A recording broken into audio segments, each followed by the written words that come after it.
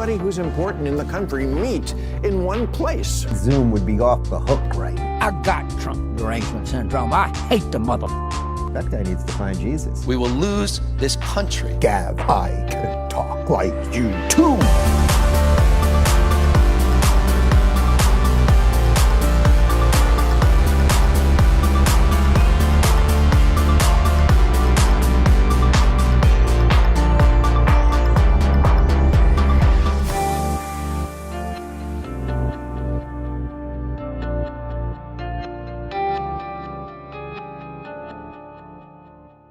Hello, you beautiful people. I'm Dave Rubin. This is the Rubin Report. It is March 10th, 2026. Share, subscribe, tap that notification bell across all platforms. Why not?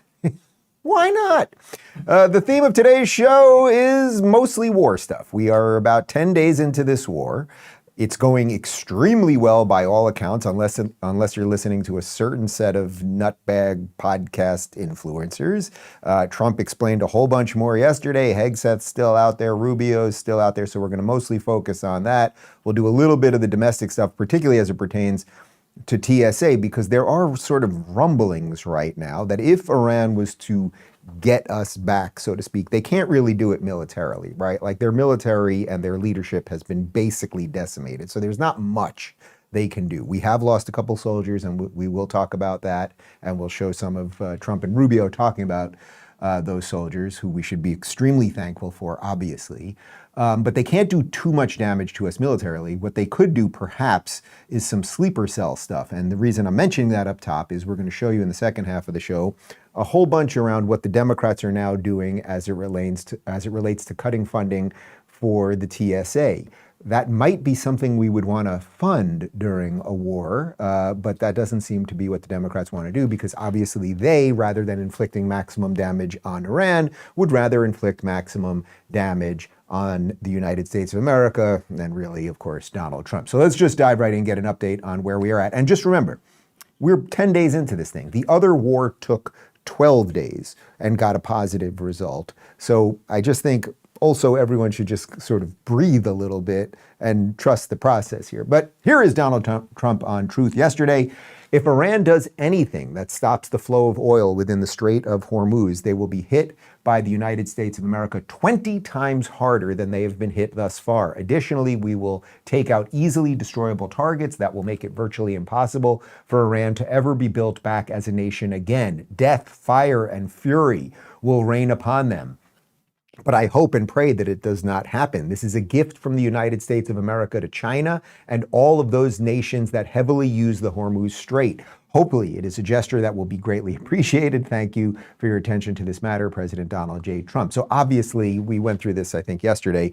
The Straits of Hormuz, maybe we could pull up a map at some point. The Straits of Hormuz are incredibly important as it pertains to Iran and some of the other countries in the area getting their oil across the world. Now, it's particularly vital to China because they get so much of their oil from Iran. Joseph's given me some numbers here. 20% of the world's energy basically passes through the Straits of Hormuz. So one thing, okay, so there you go. So one thing that Iran could do, you can see how it would leave Iran, go through the strait, which is fairly narrow. So this is a leverage point that you could see that Iran could use. It's like they can't defeat they're firing rockets at literally, I don't think they fired anything into Afghanistan and Pakistan, but they're firing everything the other way. They've hit Saudi Arabia, they've hit Kuwait. I'm sure some things have certainly at least flown over Iraq. They've hit the UAE. So you could see that they don't have much military leverage, but if you do have a sort of bottleneck right there that you control and you could stop the export of oil, that would be a problem. But Trump is basically coming in and saying, hey, look what we've done in 10 days. Do not do it. Do not close those Straits of Hormuz. Here's a bit more on Trump talking about gas prices, because obviously oil went up a tiny bit, and already basically within 24 hours, it's on its way down. But here's Trump. Operation Epic Fury, we're also focused on keeping energy and oil flowing to the world. And I will not allow a terrorist regime to hold the world hostage and attempt to stop the globe's oil supply. And if Iran does anything to do that, they'll get hit at a much, much harder level. I will take out those targets that were easy and that I mentioned just before. We'll take them out. In recent years, the regime and its terror proxies have launched attacks on hundreds of commercial vessels. We're putting an end to all of this threat once and for all, and the result will be lower oil prices, oil and gas prices for American families. We've done that. We've done it. We brought it very low. This was just an excursion into something that had to be done. Okay, so, I mentioned a couple days ago that oil prices were basically staying stable. Then about 2 days ago, oil went up about $50 a barrel. Well, within 24 hours, it has now come down $40. So it is now up a tiny bit. But here's CNN admitting that. There's been a little bit of positive movement in the markets after the president told CBS that the war is pretty much complete. What's the latest? Yeah, oil prices hitting their lowest level of the day after crashing through that $100 a barrel benchmark overnight, even reaching up to $115, $120 a barrel. Those are numbers that we haven't seen for nearly 4 years since the war between Russia and Ukraine broke out. But even though these levels have come down to about $85, $90 a barrel, still 30% higher than they were just a month ago. Okay, so it is wartime and some things are going to happen. As I've been saying, this might be why you should be happy as an American that we now have access to that Venezuelan oil, that Trump just put out a seriously strong statement like, hey, Iran, whoever's left over there, if anyone's picking up the phone over at Iran HQ over there, you guys better not mess with the Strait of Hormuz and make sure that the oil keeps flowing. Or ultimately what he's really saying is we're going to take it. We're going to take it. But we'll leave that for a moment. Here is Martha McCallum talking about how Trump has now told the CBS reporter that the war is almost complete. I'll be watching. The president's going to hold a news conference just a short time from now. It's going to get started at 5:30 from Doral, Florida this evening. In the meantime, he has done some phone interviews with several outlets, most recently talking to CBS News' White House reporter, I should say. And in that interview with Wei Zhejiang, he said, I think the war is very complete, pretty much. They have no Navy, no communications. They've got no Air Force. He added that the U.S. is, quote, very far ahead of the initial 4 to 5. Okay, so this is super interesting to me because, again, we are 10 days into this thing. The last thing was incredibly quick, 12-day war. It would be nice if wars, to whatever extent you have to have wars, if they can be wrapped up as quickly as possible. So what is leading Trump to be saying that? Well, we have total air superiority over Iran right now. They are firing a few rockets all over the place, but last I saw, we can check the numbers on this, it was down about 80%, right? 86%. So the rockets from the peak of the war, which was just a few days ago, the rockets being shot out of Iran are now down 86%. They've run out of rocket launchers because those are being blown out of the water, basically. The metaphorical water, although we were blowing up Navy ships as well in the literal water. We've taken out most of the leadership. There's no chain of command anymore. So random things are getting out here and there. The other Arab and Gulf states are joining us in Israel in doing this, at least in sort of an ideological perspective, right? Not all of them are jumping in on the military perspective, but they are not thrilled that Iran was firing rockets at them. And it seems to me, if Trump is saying, this war is almost over. I think what he means by that, and I think what we will see over the next couple of days, is that the initial military strike, the blitzkrieg, as it were, will basically be over in a couple of days, that we will have done enough damage to their ballistic missile program, to their nuclear program, to the military leadership, to all of their critical infrastructure that was allowing the regime to have power over the people, that the military, the massive military might of the United States and Israel, that portion will be over. And then, of course, that will lead us to part two, right? That would be part one of the movie. Part two of the movie is, can then the people take over the country for themselves? I suppose part three is, can they hang on to it? And, then we get a trilogy after that, and after that, and after that. The story goes on and on and on and on, as the song from Journey says.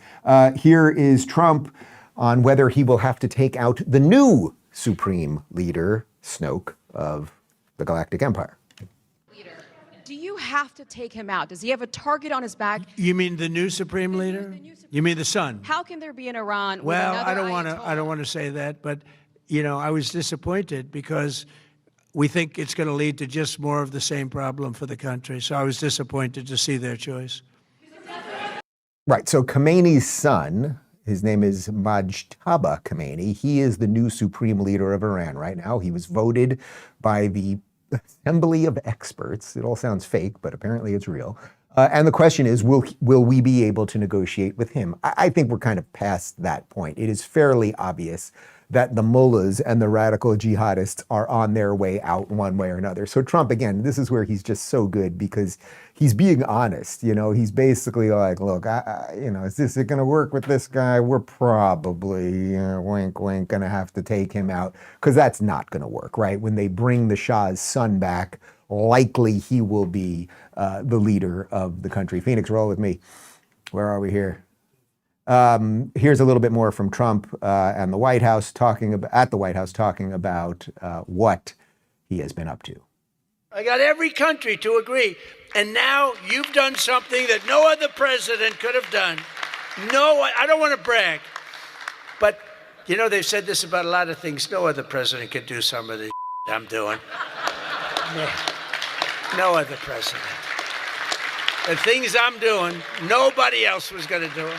Yeah, we bleeped that for you. The Rubin Report is a clean, family-friendly show these days to the best of our ability. But look, again, this is where Trump, it's like he's doing extraordinary things. He's showing America's competent again. We can win again. Look, we'll see where it all lands, but it's going well so far. And then he's also enjoying himself and able to go off the prompter and like, I'm doing a lot of stuff, guys. Like, I am actually trying to right the world. I'm trying to defend our borders. I'm trying to get the bad people out of our country. I'm trying to get the bad terrorist regimes who have wreaked havoc all over the world out of the way. Like, I'm trying to do an awful lot.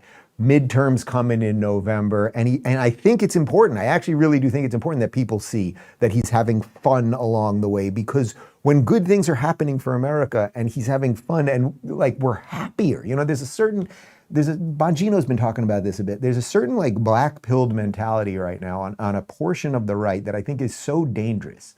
It's dangerous because it's not real. Like, there really are so many good things happening right now. And just think how much worse it could be if the Democrats were in charge or if they got in charge again. So this is our guy. This is our moment. It's our 250th anniversary. And if we can just freaking wrap ourselves around that and keep exposing how crazy they are, then the midterms won't go poorly. We'll have 2 more years of this, and it'll set us up for whatever happens after Trump, whether it's JD, Rubio, or anyone else. We'll have more on that in just a second, but let's talk about Rumble Wallet, and then we'll get to it. You've probably seen what's happening online. Censorship is back and it's everywhere. Big tech controls what we see and big banks can shut people off at any time. That's why Rumble is fighting back. Rumble has already taken on big tech censorship, and now they've launched Rumble Wallet, a wallet no bank can cancel and no government can freeze. With Rumble Wallet, you control your money. Not a bank, not a tech company, not even Rumble. You can buy and store digital assets like Bitcoin, Tether Gold, and USAT, which is Tether's US regulated stablecoin, all in one place. Tether Gold represents real physical gold on the blockchain, and USAT helps protect your money from inflation. You can also instantly tip creators with no middlemen and no fees. If you want more control over your money and a better way to support creators, check out wallet.rumble.com or search Rumble Wallet in the App Store. Take control. Step away from big banks. Download Rumble Wallet today. All right, so we have lost 6 soldiers in this war, and as well as it's going, as I have laid out here, that obviously always is terrible, and we owe everything to these people. There's a reason that we have Veterans Day. There's a reason we have Memorial Day, and these guys lay their life on the line, and no one wants it to end this way, but sometimes it does. So we've lost 6 service members. Here's a little video. There's no audio over it at Dover Air Force Base in Delaware. You can throw to that. And you'll see there is the president and JD and the first lady. There's Witkoff behind them.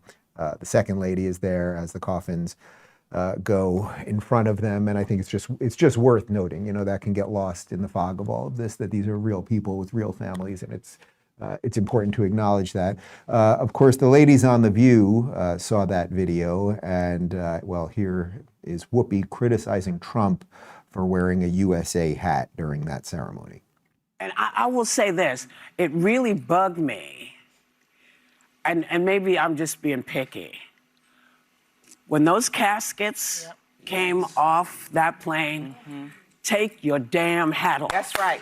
That's right. Take your damn hat off. That's right. That's right. I didn't understand why nobody pulled his coattail and said, "Sir, you just out of respect." That's right. Respect.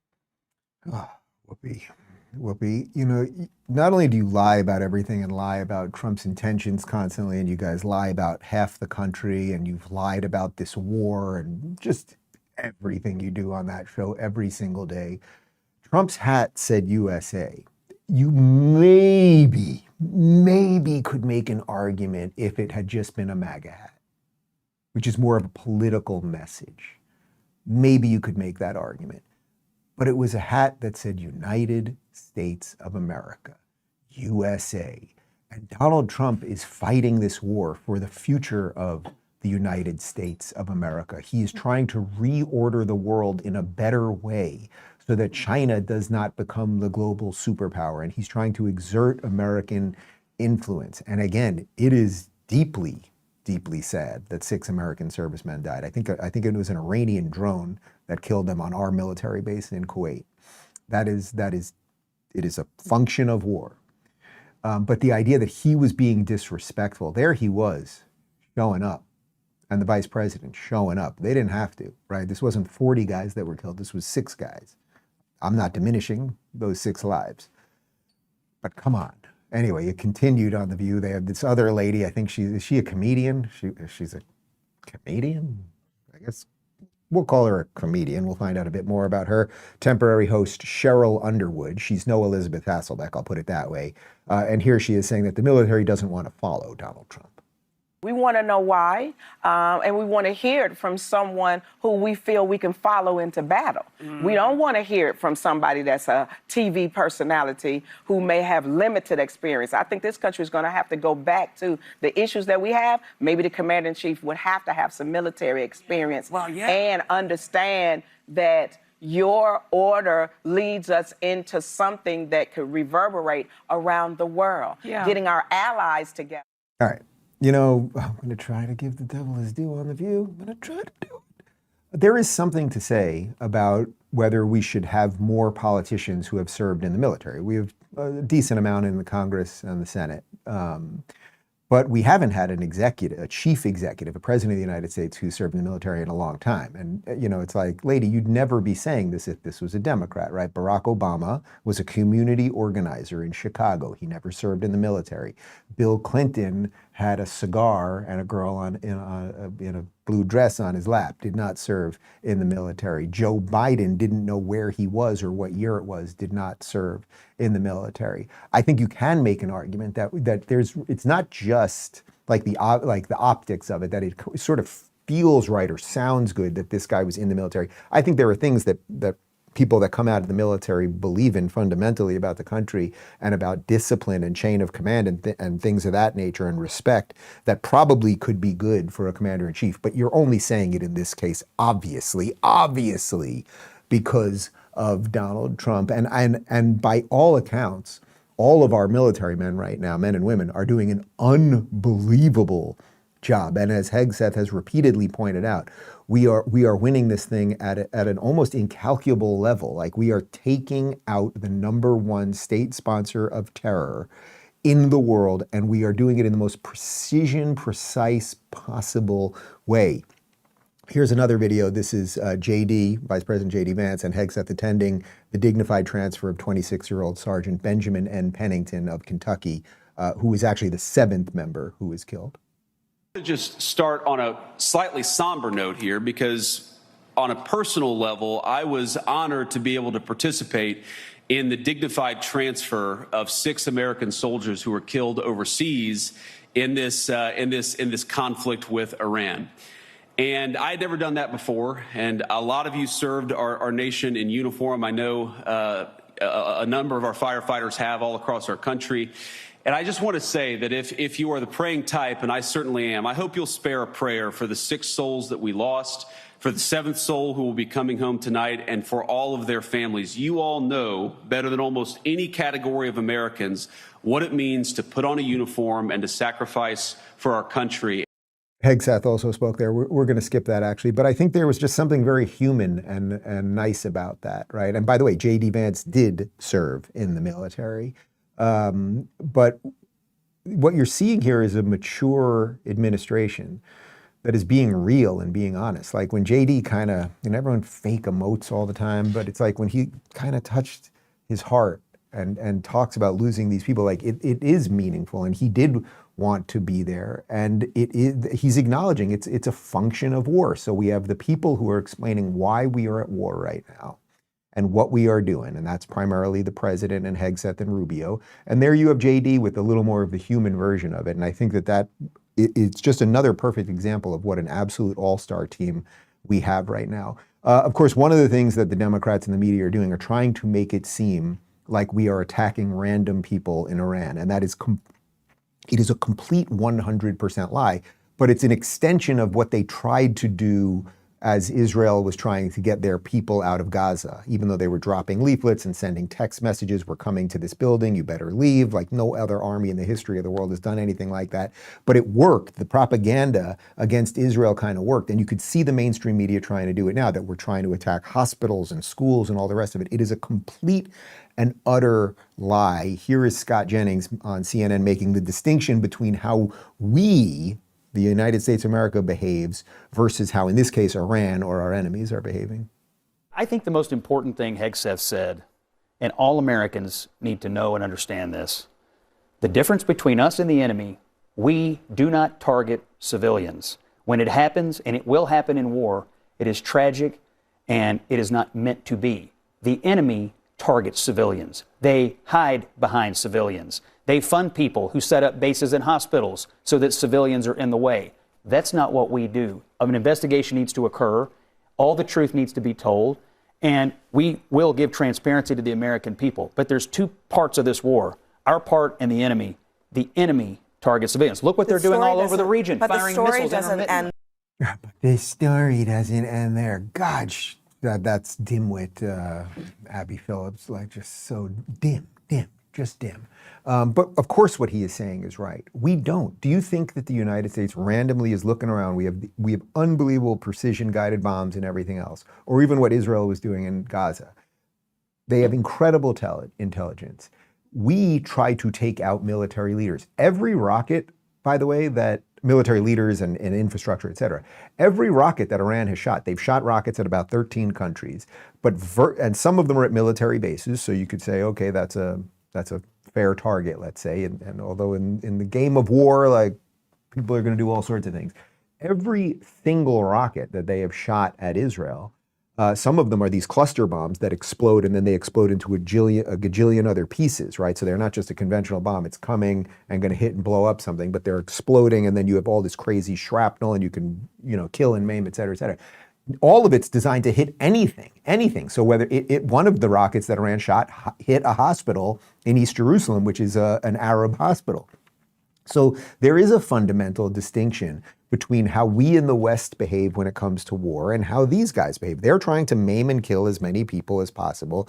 We are trying to take out infrastructure so the Iranian people will have their country back. But let's jump to sort of what the future of all of this could be, because Trump is doing, I think, obviously, an incredible job messaging all of this stuff and explaining what's going on here. But Trump will not always be here. And in some sense, it's very hard to imagine a world without Trump, right? Everything, he has been the sun. Everything has revolved around this man for the last 10 years, right? Like, try to think for just a moment. Like, there will be a day after Trump, meaning there will be a day after his presidency. One day he will pass away. It will be very hard to imagine what that world will look like. But the Republicans are going to have to figure it out one way or another. And I thought this was quite interesting from the Clash report. At a recent Mar-a-Lago gathering, this is just literally from yesterday, Trump informally asked about 25 Republican donors and allies whether they would prefer Marco Rubio or JD Vance as the GOP presidential candidate in 2028. According to attendees, the room overwhelmingly responded in favor of Rubio, with loud cheering when his name was mentioned. And that's from NBC News. And let me just give you a bit more from NBC here, as long as we're talking about NBC. In the early hours of February 28th, President Donald Trump and his administration joined Israel in launching a wave of strikes in Iran that would reverberate across the Middle East. That night, he was schmoozing at Mar-a-Lago with some of his top administration officials and political donors with the pressing question, Marco or JD? With a group of 25 GOP donors, including New England Patriots owner Robert Kraft and billionaire Georgia gubernatorial candidate Rick Jackson, Trump asked the room who they would prefer to support as president in 28. Attendees overwhelmingly indicated Secretary of State Marco Rubio through cheering, according to two people who were at the event. It was almost unanimous for Marco, said a person in attendance who, like others in this article, was granted anonymity to speak candidly. Yes, that's right, said the second attendee about the informal Trump poll. It was clear at least that night. Another person in the room characterized the response as more evenly split between Rubio and Vance. The small gathering in Florida, Rubio's home state, doesn't necessarily mean that Rubio is the new favorite over JD Vance for 28. The Mar-a-Lago donor crew are not JD people, a former Trump administration official said. He did not get picked to be vice president because of the Mar-a-Lago crowd. If you remember, that crowd was lobbying the president to pick Marco. So I'd like to say stuff like stuff like that is a bit gamed, the former official added. If it was a poll taken tomorrow, I bet JD is still up by 40 points or whatever it is.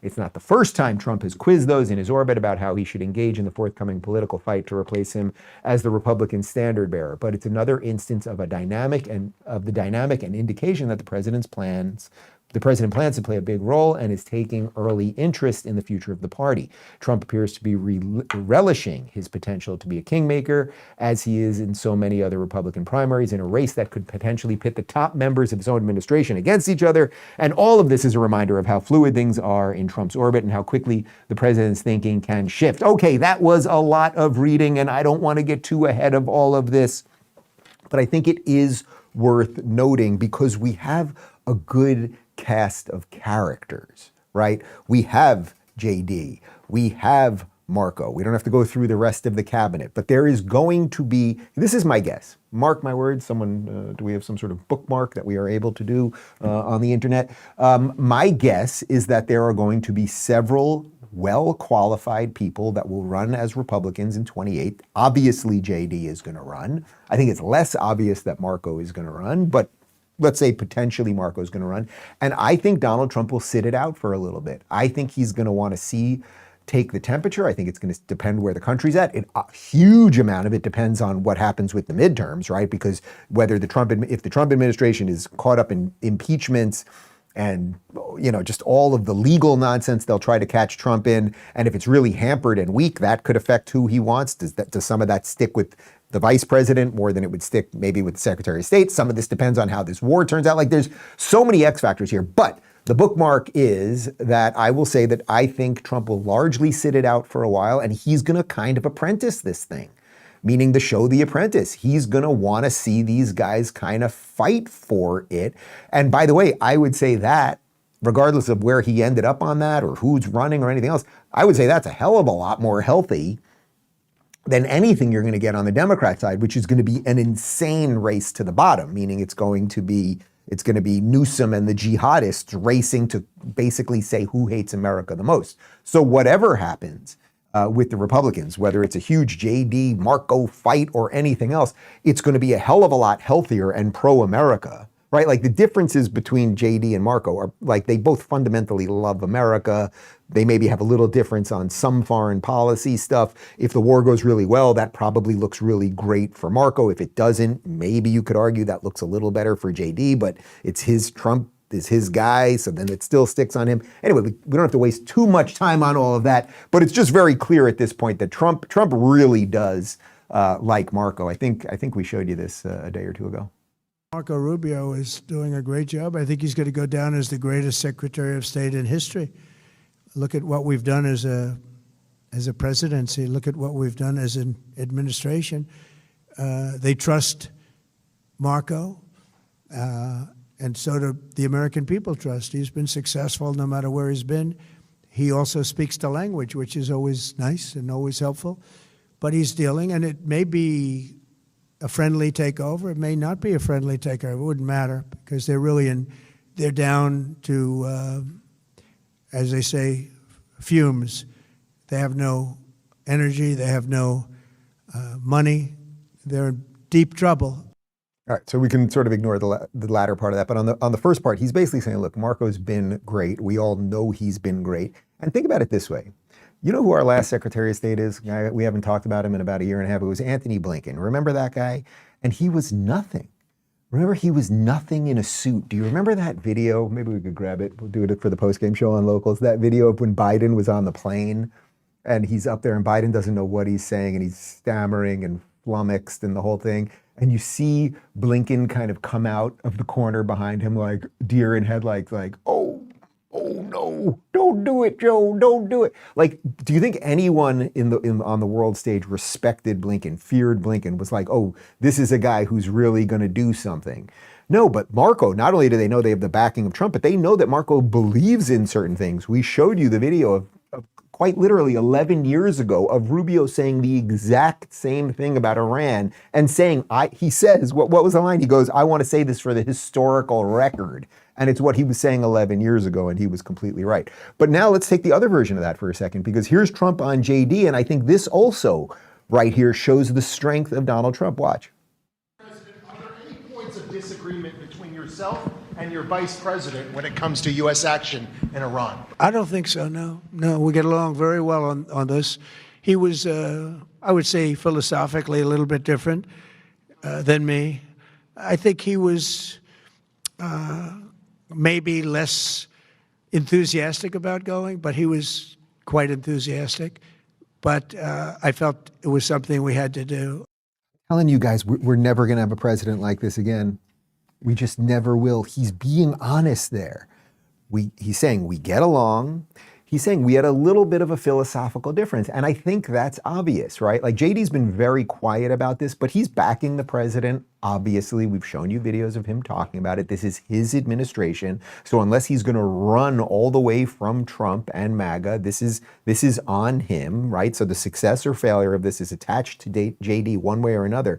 But that's honest of Trump to say, you know, me and my vice president, we do have some philosophical differences when it comes to, say, foreign policy or how we were going to run this war or whatever. But he was with me on this, which is the job of the vice president.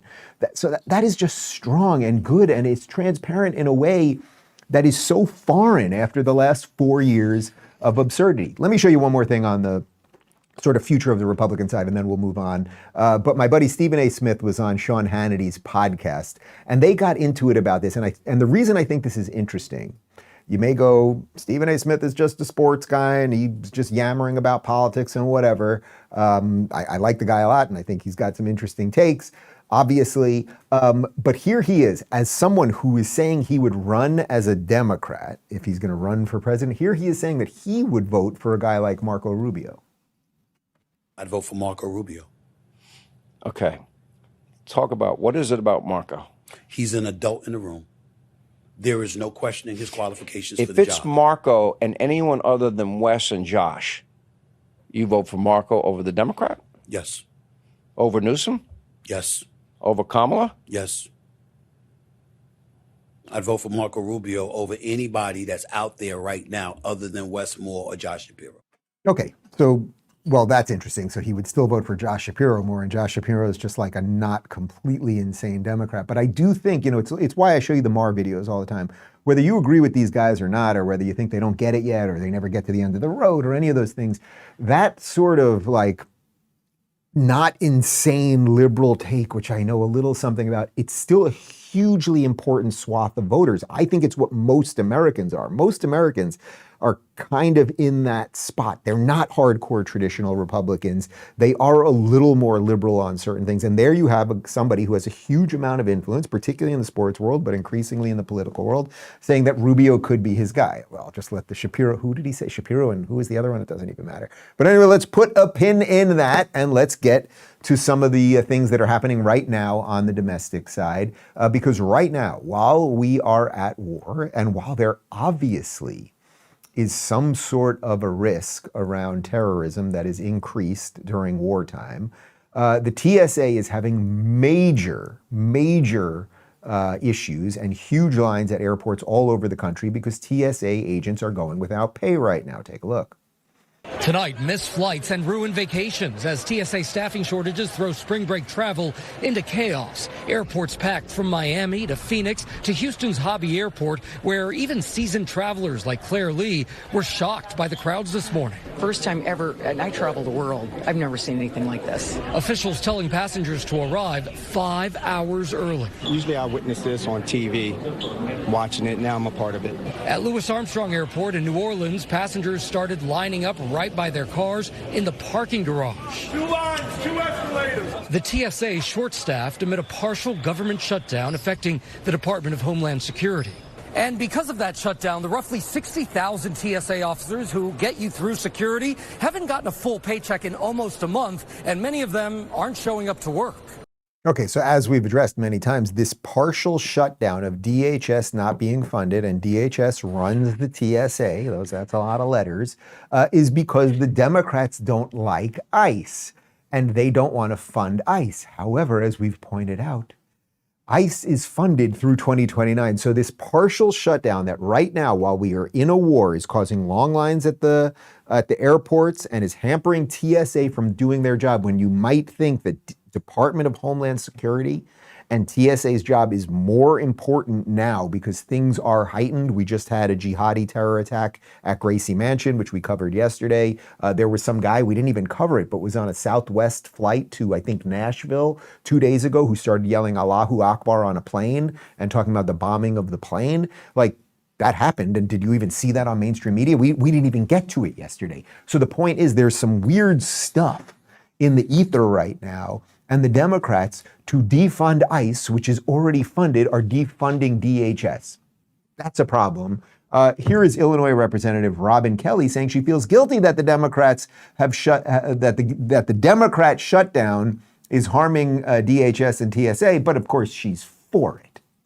I'm hoping one of my colleagues, Rosa DeLauro, had, the idea of separating out TSA and the others from what we're demanding as far as ICE, but we haven't moved on that yet. I think that Democrats would look at that. Believe me, we don't like that people aren't getting paid. And I fly every week, and to look at people working and showing up and not getting paid, that does not make me feel good. Now that it's called MS Now instead of MSNBC, to call it the televised mental institution is sort of, it's just for dumb people. This is a show for sane people, for normal people. MSNBC is a network for, see right there, a show for normal people. Congratulations, by the way. But if you're watching MS Now, you're dumb. You're dumb. Now, we give you little bites of it because it's important to know what dumb people are doing, because there's a lot of them and they're multiplying, and it's a problem. But why didn't the host, the guy up there in the upper corner, why didn't he say, lady, I understand you fly a lot. I like your glasses, but do you understand that defunding DHS has nothing to do with ICE? She said it's because of what we want to do with ICE. So a normal host who has any semblance of understanding what the issues are might have said, okay, thank you for speaking. But everything you said there was absolute pure nonsense. But of course they didn't, because it is a network for dumb people. Here is Scott Jennings, the guy who is on a, I would say, slightly less dumb network, although it's not a banger of a network either. But here he is explaining that there could be problems amidst a war when you are defunding and shutting down DHS. But does anyone here believe that we should keep the Department of Homeland Security, that's the name of it, indefinitely shut down to try to force ICE policy changes on an agency that's already funded until 2029, when you acknowledge there are sleeper cells, when we all see radical Islamic terrorists throwing IEDs in New York City, when we saw a radical Muslim terrorist shoot up a bar in Austin, when we had tornadoes in Oklahoma and Michigan this weekend, when we have TSA lines of 5 hours in airports, we have all these things going on. Is it even remotely reasonable? Yeah, it does. It's not even worth showing their responses, right? Because of course what he is saying is right. We had the Austin shooting 2 weeks ago, right? We just move on from that. The IED, we just move on from that. The plane threat that I just mentioned, we just move on from that. Then there could be other things, as he points out. There could be tornadoes, there could be a hurricane, like all sorts of other things that the Department of Homeland Security does. So ironically, You have the people who love big government, and they love big government programs, and they love throwing money at everything, but they don't want to right now, while we are at war, throw money to the DHS, even though it has nothing to do with ICE. Like, it's so extraordinarily dumb, only Democrats could possibly do it. Here's video of Senator Eric Schmidt from Missouri laying out how ridiculous it is that the Dems are doing this with DHS. Because this is just the height of stupidity by the Democrats. It's essentially a temper tantrum because they don't like President Trump. They want to ultimately defund ICE. But as your audience knows, in the one big beautiful bill, the Working Families Tax Cut, we front-loaded the money for ICE. So those detentions or those deportations are going to continue. What the Democrats are doing here will do nothing to affect that. And so really who are paying the price? The traveling public, employees, the Coast Guard, Secret Service. I mean, think about law enforcement that's been involved. Dana, we heard stories of the last government shutdown caused by the Democrats where TSA agents were sleeping in their cars to save money on gas. They're now going without paychecks. Okay, so I mean, he perfectly illustrates everything that I have said here. ICE is funded. ICE is funded. All they're doing is having a temper tantrum and putting you and your family, not only you and your family at risk because of terrorism, but also it's spring break, right? They are delaying, they are hampering your ability to live a life where you can freely travel in this country. And maybe the pain is the point with these guys. Maybe that actually is what the point is. We want Americans to feel a certain amount of pain at the airline because they'll somehow turn that on Trump. Or maybe they don't mind a little terrorism here and there. I actually think that that's true. That might sound deeply, deeply cynical. But I think in some sense, they're like, if a few things blow up, people will eventually, even if it's because we didn't fund DHS, so they were hampered, Trump's the president, so they'll attach it to Trump. I mean, that might sound cynical, but I actually don't think that that's very far from the truth. And now, ladies and gentlemen, I'm going to read something to you. I'm going to read it word for word. It is a tweet from CNN this morning. And I say this every now and again, but this might be the most insane thing that I have ever read on this show. This really might top it, right? Maybe 5 times over the years I've said this might be the craziest thing. This one might do it. If taking a cake, here we go. This is a tweet this morning from CNN. 2 Pennsylvania teenagers crossed into New York City Saturday morning for what could have been a normal day enjoying the city during abnormally warm weather. But in less than an hour, their lives would drastically change as the pair would be arrested for throwing homemade bombs during an anti-Muslim protest outside of Mayor Zoran Mamdani's home. Here's what we know so far. That is so bananas that I have to say it's a damn shame I'm not allowed to curse anymore because I got a whole bunch of them. Who wrote that? That person needs to be fired immediately. That person's boss needs to be fired. Whoever's running the Twitter account.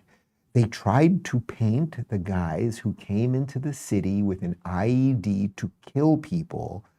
It was a beautiful spring day. I can tell you guys, I grew up in Long Island, as many of you know, and often I would get on the Long Island Railroad, couple stops into New York City, and I would go in with my friends in the spring, and we would often bring bombs and IEDs and Molotov cocktails, and we were just having fun. You know what I mean? We were just there to enjoy the weather. We'd sometimes see a show, I'd throw a Molotov cocktail into the window of a diner, and then we'd head out, and it was quite lovely. That is so profoundly psychotic. And they also make it seem like they were throwing it, like the anti-Muslim part. It's so backwards. Okay, so CNN got a little pushback. They got a little pushback on that tweet. Then they wrote this. A post regarding the 2 individuals arrested for throwing homemade bombs outside of New York City Mayor Zoran Mamdani's home failed to reflect the gravity of the incident, thereby breaching the editorial standards we require for all our reporting. It has therefore been deleted. Wolf Blitzer, are you watching the show today? I don't know if you're watching today, but what I think you should do today, because you've worked at CNN for a long time, a lot of people associate you and your wolf-like nature with that place. Find who wrote it, walk into their office, and pee on their desk.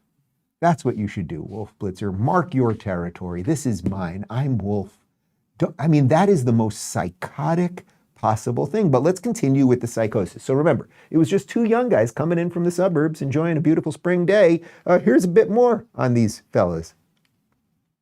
I also want to read more from the criminal complaint, which paints an eerie picture describing how these men were inspired by ISIS. The complaint reads, quote, more specifically, Balat wrote on a piece of paper that he pledged allegiance to the Islamic State.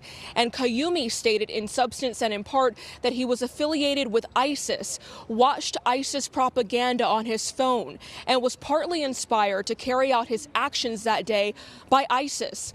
Balat additionally stated that they wanted to carry out an attack bigger than the Boston Marathon bombing, which Balat noted caused only 3 deaths.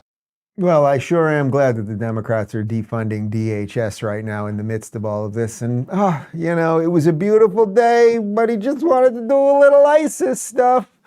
Greg Price on Twitter, I thought, nailed this perfectly. This kid's parents legally immigrated from Turkey. He grew up in a nearly $1 million house in a nice area of Pennsylvania, and instead of assimilating into America, tried to commit a terrorist attack and then saluted ISIS while being perp walked. So that one finger up, that's like the ISIS signal.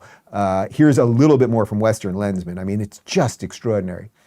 And this is about the other guy. So there were 2 of these guys that did it. Parents of ISIS New York City bomb thrower own a $2.5 million Pennsylvania home, are naturalized citizens from Afghanistan. So come to the U.S. from a hostile foreign nation, live abundant lifestyle, gain citizenship. Kid radicalized to commit violence on behalf of hostile foreign ideology. New York City mayor repeatedly condemns white supremacy. Hard to count how many wrong things there are with this picture. This is radically disturbing, guys. How many more of these people are there, of these kids who are being radicalized? We showed you a video, was it yesterday or the day before, of that Twitch streamer Hassan Piker, literally who has an audience of teenagers, mostly, you know, these are gamers, 15 to 20-year-olds, literally telling them, don't bother with suicide bombs anymore. You can just buy suicide drones on Chinese websites. Like, there is a radicalization that is taking place on the left right now that is absolutely extraordinary. And so you've got these 2 clowns, these ISIS clowns who threw a bomb, and somehow Zamdami, Dordam Daboni, whatever the fuck is, sorry, damn. That's it. I lose 0.5 points. The highest the show can be today is a 9 point, I don't do a 10, so the best I can do today is a 9.4, sorry. We should just end the broadcast. But you've got these guys, you've got the plane guy, you've got, like the Austin thing. 16 people shot at a nightclub in the name of Allah.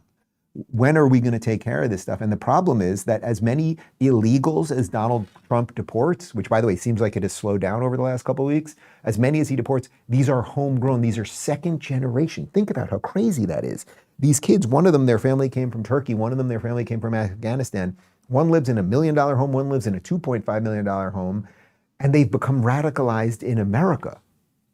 How might you become radicalized in America? Well, if education keeps teaching you that America is evil, we're the evil empire, our founding was based in slavery, capitalism is evil, you're then watching streamers who are telling you how to build homemade suicide devices and bombs and drones and everything else, like, we might have a much bigger problem on our hands. So what is the least we could do amidst all of this? Well, the least we could do is protect our borders and make sure that our elections are only for Americans. That would be pretty good. Check this out. This is a poll graphic which is showing that 71% of Americans support the Save America Act, and Republican majority prioritizes stopping voter fraud over ensuring no eligible voters are denied ballots. So the point here is, most of us want secure elections. Most of us who voted for Donald Trump want secure borders. The Democrats not only flooded the country with illegals, but are now radicalizing homegrown terrorists while at the same time defunding DHS. Do you think this is a bad combo? You're in science class in 7th grade, remember, and your chemistry teachers, like, you know, you got a beaker and you got the green goo and you got the red stuff, and don't mix those 2 things because something horrible might happen. That's basically what the Democrats are doing right now. And when a real massive terrorist attack hits, it will be very obvious who is to blame. And although they will blame Donald Trump in this administration, it will not be them. It will be on the Democrats who have radicalized people, who have flooded our cities, and who have broken so many brains so that people who come from privilege, the privilege that this kid living in a $2.5 million house decided to go to New York City and just kill some people for the hell of it. absolutely insane. And speaking of insane, there's a late night quote unquote comedian. His name is Jimmy Kimmel. He's often in blackface. He lies about COVID. He lies about Donald Trump. He lies about half of America. And here he is lying about what the SAVE Act is. Trump wants to make it as difficult for Democrats to vote as he possibly can under the guise of stopping voter fraud, even though there is no meaningful voter fraud. There is no evidence that anyone can. More Americans were eaten by wolves last year than voted fraudulently. This is about fixing the election. He made a big mess in Iran.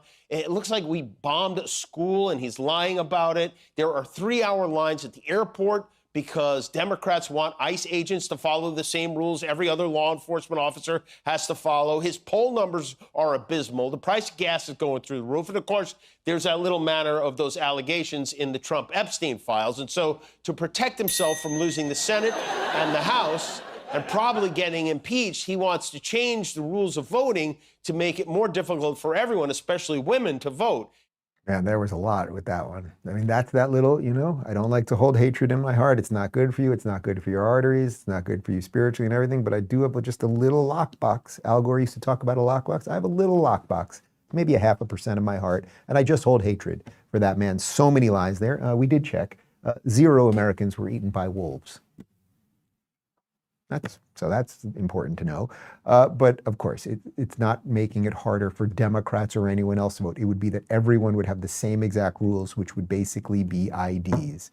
Jimmy, do you want, when you get, well, you fly private, so I don't know that you have to show an ID, but regular people fly commercial and they have to show an ID when they get on the plane. And for some reason, you think that's okay.